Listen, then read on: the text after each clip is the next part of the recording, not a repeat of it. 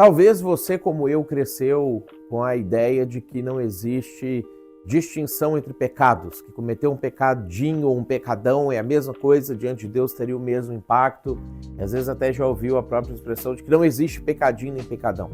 Mas na verdade não é isso que a Bíblia nos ensina. A Bíblia nos ensina que existem pecados que são muito mais graves do que outros, condutas que são mais graves do que outras e comportamentos que podem potencializar efeitos de pecado. Na verdade, a Bíblia, inclusive, usa termos diferentes para se referir desse comportamento nosso de rompimento com Deus. Lá em Êxodo, capítulo 34, no versículo 7, quando Deus está falando a respeito do jeito que Ele vai tratar as pessoas, Ele diz que guarda misericórdia em 1000 gerações e que perdoa a iniquidade, a transgressão e o pecado, ainda que não inocenta o culpado. Nessa passagem fica muito claro que existem pelo menos 3 categorias de erros contra Deus que você pode cometer. O menos grave, vamos colocar assim, seria a transgressão. São aqueles erros que você comete a partir de coisas que você não era obrigado a fazer, mas aí você se comprometeu em fazer, você fez um voto, fez um compromisso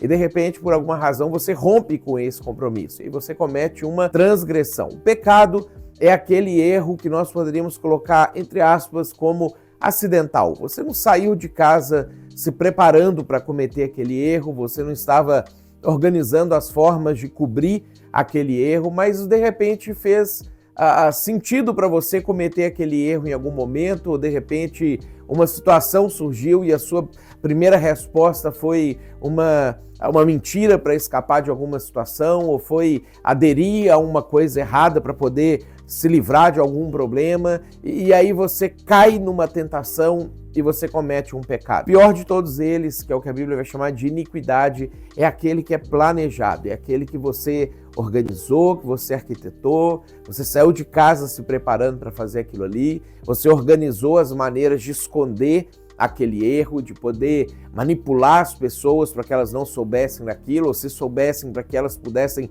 relevar aquela situação, e você gostaria de perpetuar naquele erro ou de manter ele na sua vida durante um tempo. Esse sim é o mais grave de todos, é aquele que a Bíblia repetidas vezes traz para nós que, óbvio que tem perdão, mas que quando ele é mantido, esse pode colocar em risco a sua salvação e a sua vida com Deus.